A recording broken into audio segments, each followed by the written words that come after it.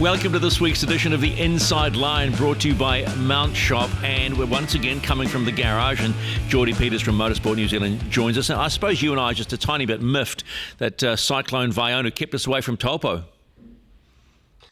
Yeah, we were both going to be fly-by-nighters and just rock in for Sunday for all the festivities, and it kind of shot us in the back a wee bit there, and we missed out on it. But we probably shouldn't complain too much. I think there were some people who were genuinely affected by the weather in some parts of the country and not just missing out on the motor racing. Yeah, but Ryan Wood leading the JR Trophy into Ruapuna this weekend is a good thing. Okay, let's just see what Kiwis were doing overseas this weekend. The biggest story comes from the WRC. Hayden Paddon and John Kennard, they podium a third place in Rally Croatia. John Kennard becomes the oldest driver in WRC to be on a podium. But that, when you think he's running a limited campaign, Hyundai must be going, okay, it was the right call. So that is definitely worthy of a golf clap.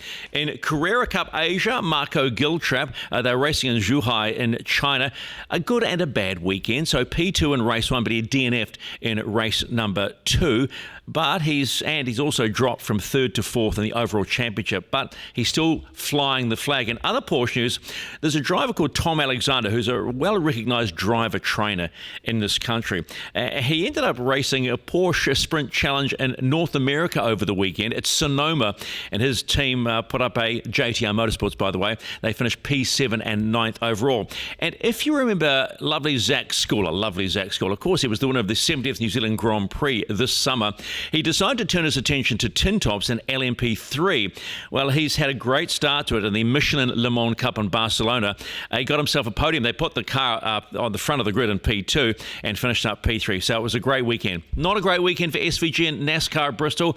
Qualified 33rd, finished 34th, got punted. So it is what it is. But there's so many races, I'm sure it's not really going to hurt his chances. As you can see, the Kiwi flag is flying and very, very busy and successful overseas, Geordie. But it was a big weekend at home, particularly with some championships being decided.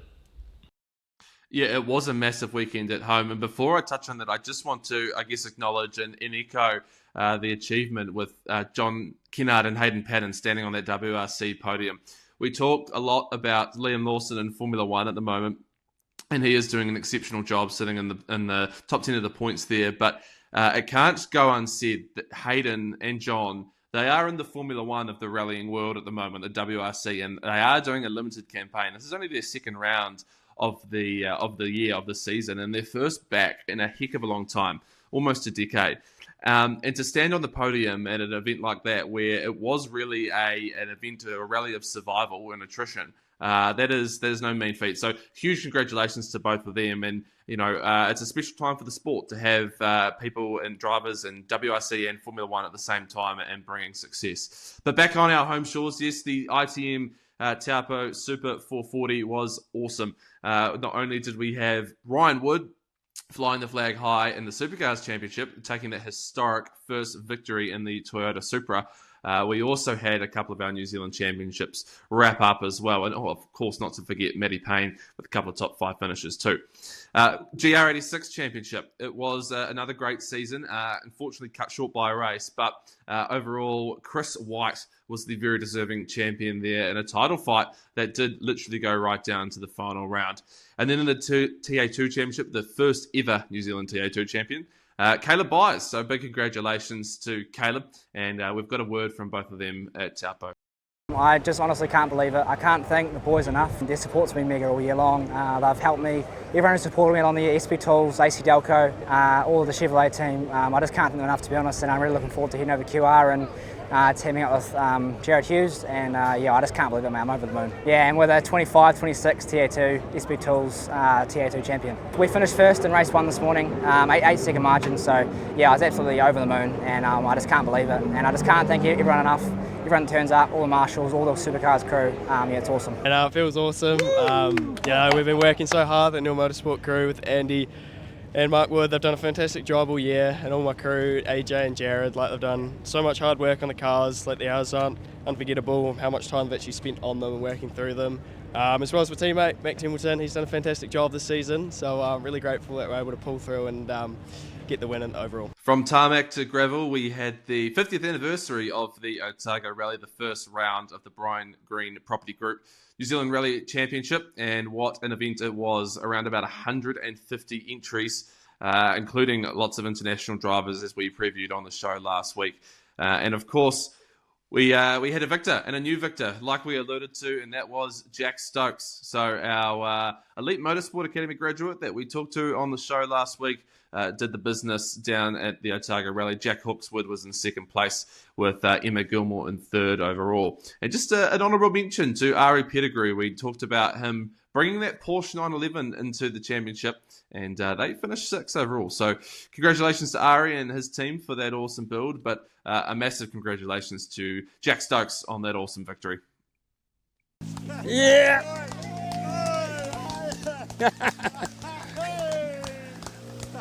There's the picture. Well done, guys. My goodness me, young Jack. That was some performance. Your first win in the New Zealand Rally Championship, the biggest rally of the year. What does this mean to you? Oh, everything. It's been months and months and months and months of work. Just so many hours that everyone's just done just such an amazing job. I'm just so grateful to be in this position.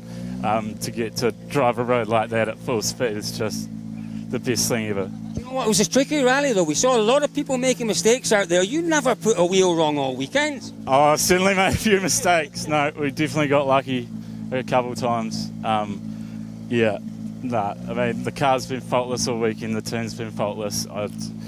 It's just unreal. The perfect way to start the New Zealand Rally Championship for you. Yeah, definitely. Yeah. It's going to be a big year. Yeah, sure. Congratulations, well done.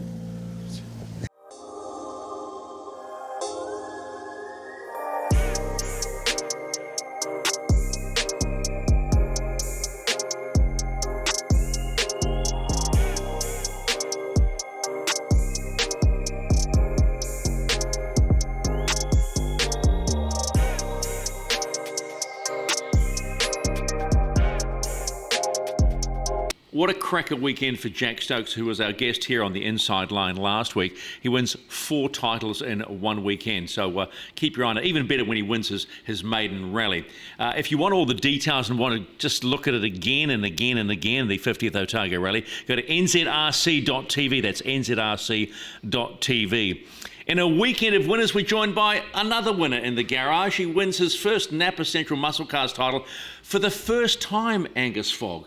9 years trying. I would have thought you'd won it 50 times.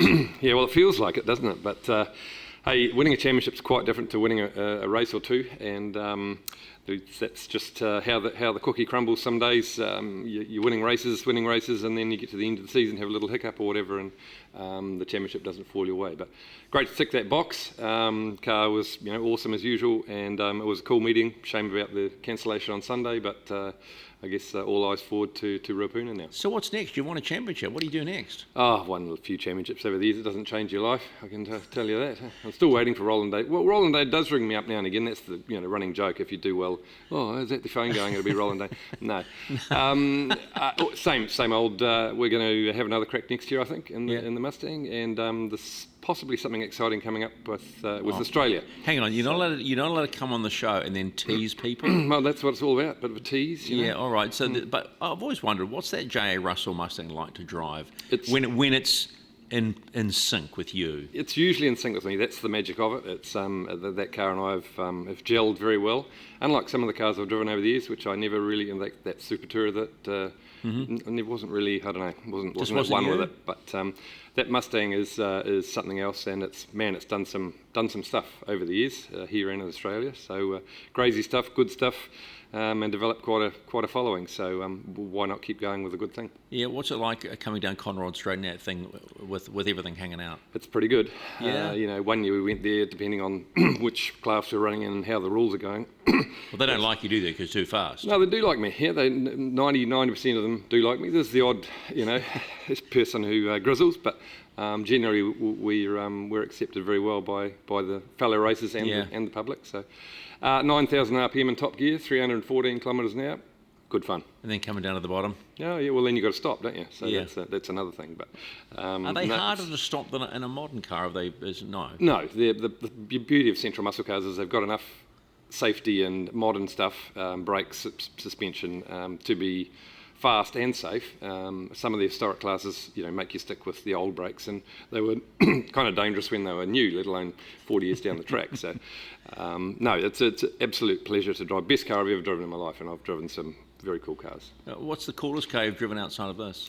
It would have to be one of the historic cars. The CRC Alfetta, pretty cool. Oh yeah, that's beautiful. The JPS BMW, the Group CX Jim Richards run, and then a couple of weekends ago the Alan Moffat V6 Capri. So very lucky to work on, be involved with those cars and the cool people who own them. How different was that Capri to the Mustang? I mean, ridiculously different. Ridiculously different. Yeah, it's all tyres and noise. It's not that fast. It's reasonably fast, but compared to a modern day vehicle, it's only got half the horsepower, double the tyre. It's very light. It doesn't really matter. It's just a cool car. A lot of that old stuff is all about the noise, the history, and just being involved with the people. It's a blast. Yeah, I look at you as one of the present characters in motor racing in New Zealand, and tyres and noise almost epitomises you. Is that why you wanted to be I call a part-time race car driver? Definitely a part-time race car driver. People think that I'm some kind of full-time whatever. Well, you but look you look good. I'm a dirty old mechanic, and Yeah. occasionally I get to drive a cool car. So that's the story of my life, and it's been a great story. I just love the sound and the noise and the tyres and smell, and you've got to be at the track to experience that, which is something a little bit missing. People today looking at stuff on their phone, you don't get that oral sensation and the visceral sense of it all. The smell and the feeling of hot dog sauce running down your chin and all that stuff. You've got to be there to do it, don't you? Did it start with Dad? Kind of, yeah. I mean, Dad was into historic or classic racing, it was known then. Back in the days when you used to pump up the tyres and take the chili bin out of the boot and go racing. That was proper classic. Well, some days you didn't take the chili bin out of the boot and wondered what was crashing around in the back, but that's another story. Absolutely started with Dad, and then a bit of a love affair with Mini started. Used to go to the Mini 7 racing at Bay Park and Pukekohe. I had a Mini as a road car. You could fill a tank up for $20, and put she's 150 to fill up. A couple of lads in the back, and away we went. Had a great time. Yeah, it was really, really cool. Did that sort of lifestyle set you up just to do what you do now and build cars, build engines and? I think so. I mean, it was pretty simple. There wasn't a lot of money involved. It was just passion and lots of late hours and lots of beer and a little bit of Karuba. Yeah. And blah blah blah blah. And it was easy. You could put your mind to something and kind of make it happen if you had half a brain and some hands that were reasonably clever. Away you went. And so I've just built stuff and learnt as I've gone along and been at the right place at the right time, and here we are. Do you still adhere to that simplicity of life? I do. All my car builds are as simple as they can be, simple and reliable and strong, maybe a little bit over-engineered, a little bit of a Larry Perkins sort of outlook on it. Mm-hmm. There's no point having something that's flash and light and whatever if it breaks halfway through the race. So, I like to think that we build a good car, and we're still 45 odd years later still pumping them out the door, and everybody's happy. So did you see the car you're sitting in front of, the little Mini? I did. I obviously love a Mini. I'm actually just restoring one for a friend of mine in Cambridge, and I've still got a Riley Off that I used to race. So still very much a Mini freak, if you like. What do you make of the new Minis, or should you just call them pretend BMWs? Binnies, BMW Minis. They're not a Mini. No, but, they're sort of a. I don't know. Let's not get started on that because people are very passionate about their new Minis. No, that's okay. But I sort of when they bought the back, I thought, actually, at least it's almost an homage to it. And now they've sort of gone a little bit too far with them. Yeah, well, they're big now. They're massive. They're massive. Yeah, everything gets bigger as you get older. Yeah. Well, some things don't. No. But anyway. Yeah, I don't know. No, I'm not a new Mini fan, but love the old Mini bricks. Yeah. Is there one Mini that you can remember you went too far with the build? And went, maybe I just went too far there. Engine's too big. No, never. Why? Okay, so is there a key to the perfect Mini build? I think it's a balance. Yeah, it's a balance between tyres, brakes, engine. you know. How about history? Because you've mentioned history before. Oh, well, there's some pretty cool stuff. I mean, the one that I own, my dad's the Amco Mini that Rod Collingwood drove to the New Zealand Touring Car Championship in 70 and 71. That's a incredibly historic Mini, and we still enjoy driving that and tending to it. He had owned it since 1982 or something, so it's been in the family a long time. Very cool car, and a couple of my clients have got historic cars as well, Minis. So, and whenever I'm up the track with that kind of meeting, they're always, oh, Foggy, can you give the carburetor a twiddle or do this? And so it's part of my DNA. That's just what I do, and I love it. Speaking of DNA, can you remember the first car you legitimately raced? Yes, it was my very first car. It was a Mini Cooper, which I bought off the car lot in Cambridge for $3,500 as a young fella. That's a lot of money. Back then? Well, what do you mean back then? And it became, we did gymkhanas and club events and all that, and it just went from there. So, do you still have that same feeling sitting in the seat on the start line as you did when you first started? In a Mini? No, or in any race car. Oh, I don't know. It's a buzz. It really is a buzz. It really is a buzz. So I don't know whether it's the same feeling or not. Probably not. I think as you get older, you get a little bit wiser. Or more competitive. Because you think you can keep up with the younger blokes, right? Oh, no, there's none of that. None of that? None of that, no. Although, in the weekend, Andy Knight, he's been my big competition this year in the muscle cars, and he's not even 40. He's not even 40, and I'm damn near 60. So, well done, old boy, Yeah, but there's still something that drives you, right, to hop on a car and scream around a track. Yeah, absolutely. Well, it's the adrenaline, it's the people. I don't know, it's a drug. It is a drug. You have to go back for more. Yeah. You come off a weekend of whether it's good or bad, and you kind of fall into a bit of a heap and go back to work and whatever, and then get all pumped up and go to the next one. Is there anything in your racing career you wanted to do but was never able to achieve? Oh God, where do you start? Okay, when you started racing, did you want to be a full-time racer? And was there a formula type that you wanted to race? No, I was dreaming about. Don't ask me what I was dreaming about when I was a young fella, but I never thought I was going to be a Formula 1 driver or blah, blah, blah, blah. Always loved Trans Am racing, which was big back then. Never had any money to speak of. And the guys that sort of got in there had dads who mortgaged their houses, blah, blah, blah, blah. That's still happening today. Yeah, nothing's changed. Yeah, nothing's changed. So we were just a normal farming family from Cambridge, and, quite a different scenario to the guys who were in those upper classes. But having said that, having done it my way, if you like, or the way I had to do it, we've come a long way. V8 Supercars at Bathurst with dear Jason and all sorts of stuff. Raced in Europe, Minis again at Spa, on pole at Spa. Pretty cool stuff over the years that I've done. Spa must seem big in a Mini. It's flat through Eau Rouge, brother. Flat.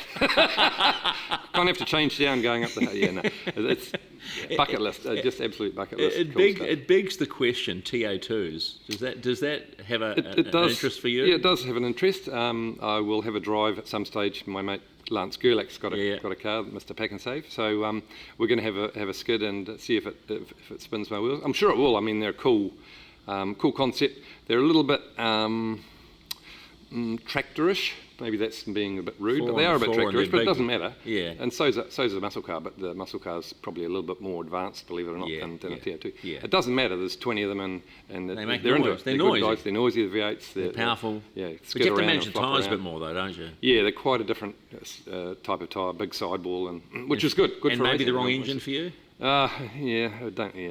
LS the world, baby. Not so sure about that. We're heading towards Ruapuna, the final round of the first ever double header. You've driven Ruapuna a couple of times. A lot of those drivers wouldn't have seen it. Where do they have to be mindful of on that track? What turns? How do you successfully navigate Ruapuna? I think you find a few of them have been doing a bit of surreptitious testing. Yeah. So they'll have a lot a bit of an idea. There's some kids out there that would never done it. Yeah, true. And there's been, believe it or not, a couple of team managers ringing me up for data so they can, not that I have data, but I knew where to obtain it from different vehicles. So they're don't worry, behind the scenes they're ready to go. There's simulators and whatever. So how do you navigate that perfectly? for you? Well, I think Ruapuna's one of those tracks. It's a bit like Taupo, except it's got some grip. Taupo's got no damn grip, which is quite frustrating in a high power heavy car. Great in a Mini or a TR86 or whatever. Ruapuna's got some grip. It's smooth.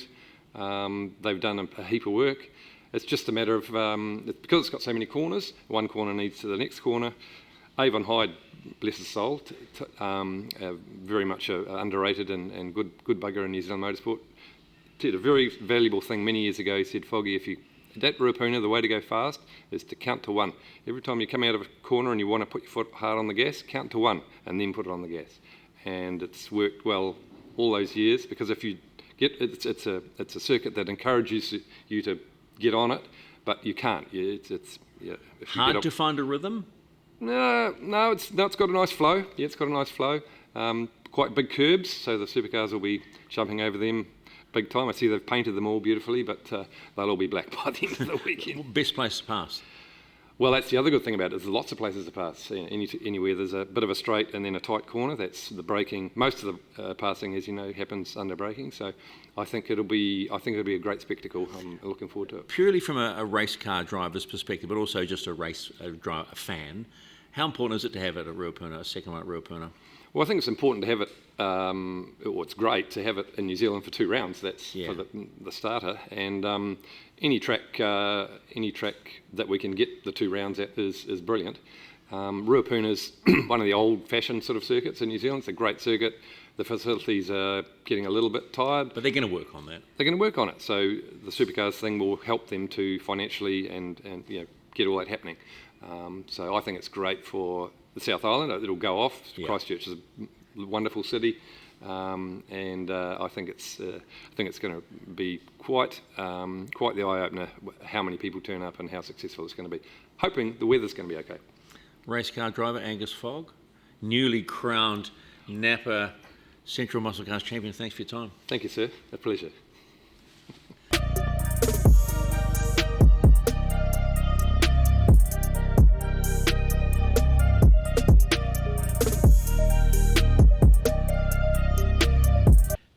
Let's wrap up this edition of the Inside Line, brought to you by Mount Shop, with a look ahead to what's happening motorsport-wise and where the Kiwis are racing this weekend.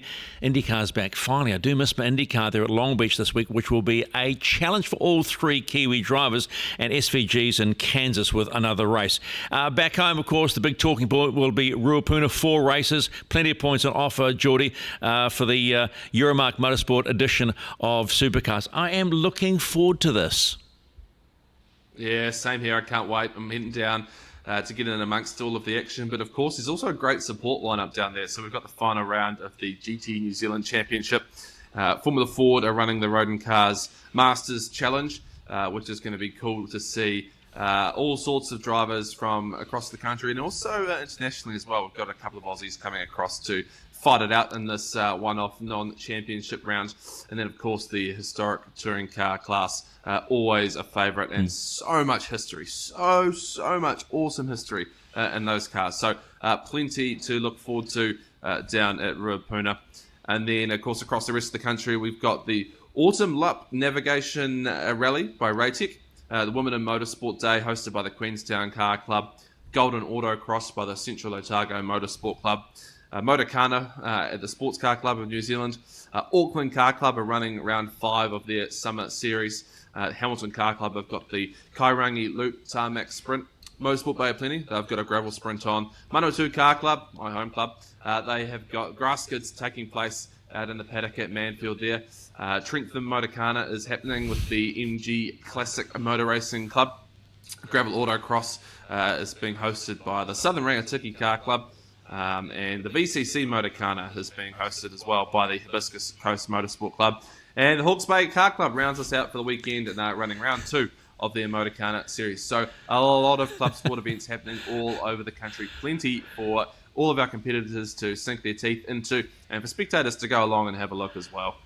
Oh man, that's unbelievable. If you think last week we were talking about this, it was a really quiet weekend. Now it's gone gangbusters. I'm going to throw in as well this Saturday night at Waikato Park. It's the North Island Sprint Champs as well. So from dirt to gravel to everything, it is going to be a bumper weekend. Geordie, thanks mate. I shall talk with you next week. Same time, same place. Same time, same bat channel, and that is this edition of the Inside Line, brought to you by Mount Shop. If you want all the goss and what's going on in Motorsport New Zealand, this is the place to be. You just got to get on the Inside Line. Break